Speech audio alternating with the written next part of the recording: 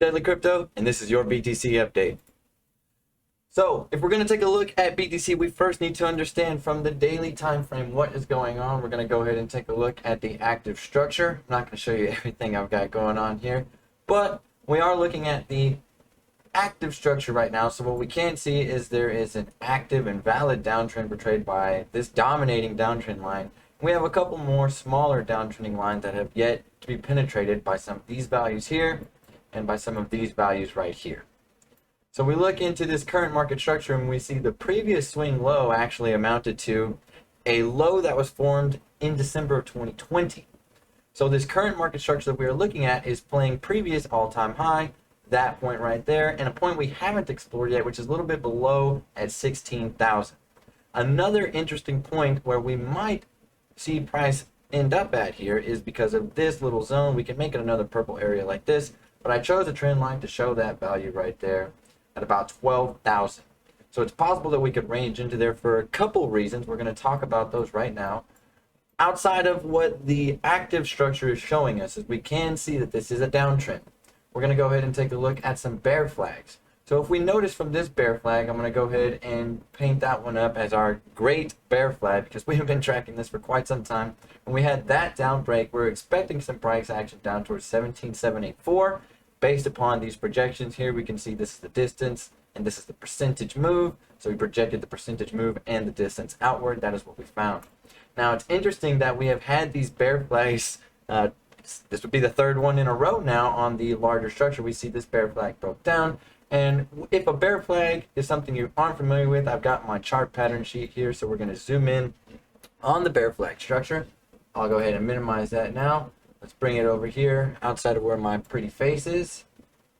And I'm going to go back to our bear flag structure. So here we can see this is our bearish variant. We have this entry here and the exit. So this happened here, here, and now we're seeing another bear flag here. So let me just go ahead and move this out of the way. Now we know what a bear flag is. We're seeing that here. Now if we pile that on with the active structure, it's very obvious that we can see why price may also end up at this point level. If I just go ahead and turn on our week 28 projections, when this breaks down from here, we have to measure our distance and percentage values. So when the break occurs, we need to have an idea of how long this downward movement may take place and what percentage it might deviate to. So here we can see that it could potentially deviate to 11,664.5. That would be an exact measurement. Now keep in mind it could fall a little shy or be a little more excessive. If we take a look at this last example here, remember the great bear flag we just saw was pretty accurate.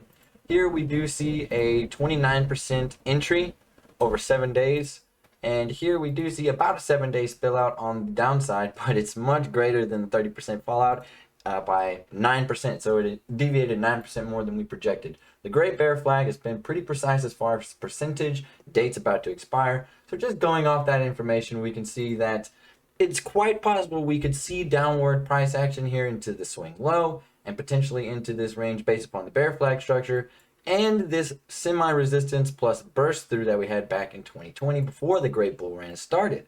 Now it's not like I want Bitcoin to go this low for what I'm holding, but it is possible to make money on the short if this is what we need to do. And of course, if Bitcoin does find the support here, it looks like it does have quite a few red candles. We're either going to have a violent break, possibly check here before continuing downside along this resistance line, or we can break up above here. So let me break into the 4 hours. Just because we're seeing the bear flag doesn't mean it's time for the break yet.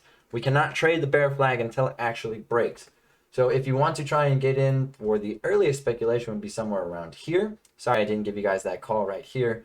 I wasn't quite sure if we were going back to the top or not. But once we got this low and we have actually come back to touch this now, we need to be very careful. If this breaks down, that we can take a short.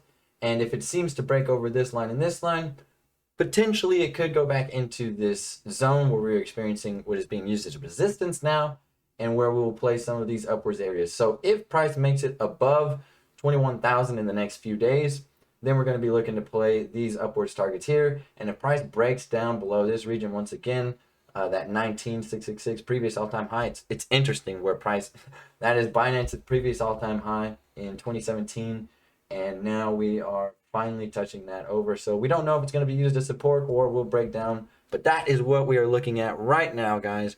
That is what we're looking at for BTC. So if there are any other important updates that need to be issued, I will issue them. For now, this is what we're going to be looking out for, guys. This is what we're going to be looking out for. We're going to be looking for this break turning into this downtrend action right here. So thanks for watching this BTC update.